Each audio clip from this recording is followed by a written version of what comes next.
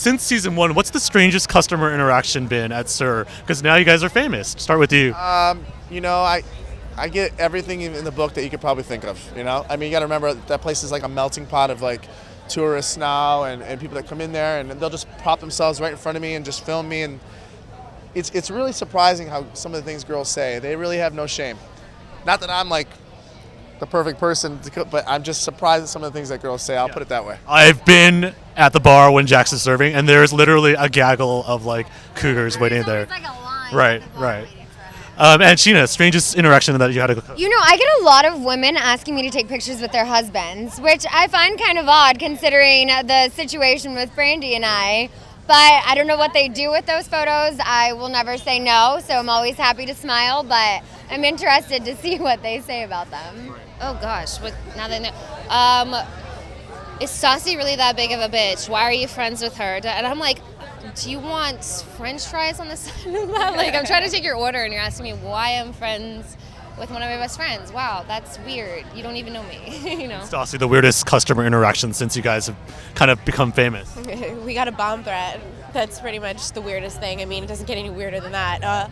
Is Stassi at your restaurant? Because if she is, I'm going to come and shove a bomb up her ass. So I don't know. I would say there's two different things. One specifically actually happened the other night, and it's so adorable, but it's just people that like literally have panic attacks over it.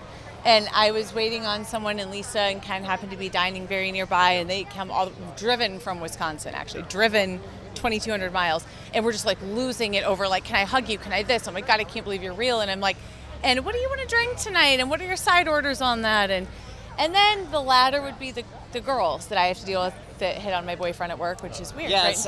it's sometimes funny. It's funny to me. Like you would think that guys are the ones that just throw these like crude sort of comments out to girls. Not It's on a actually Bravo show. yeah, it's like the opposite. At Sir, it's like these girls get drunk and they just sit at the bar and they're just like, nice ass. Yeah, I saw when you were bending over there, looking good. Like Yeah. all this like. I'm like, hey, you're fine. I bet you look good naked, or, you know. I'm boyfriend. like, you need to, yeah, you should just leave your It's girlfriend. weird. You should just leave it like just so like way crossing the line. I'm like, Well, I've, had 26 restaurants, so there's not a lot I haven't seen really over the years, and there's not a lot I haven't had to deal with.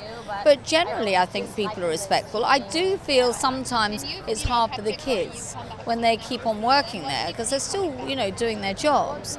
And then sometimes when people come in with a real attitude, saying you shouldn't have said this, they've got to remember that it is a show, and ultimately, it might be months before and they've moved on from that. So, sometimes that's to be hard because you put them right on the firing line, whereas I can protect myself a little bit more. Sometimes they're waiting at a table, the people have got a real opinion, and that can be difficult.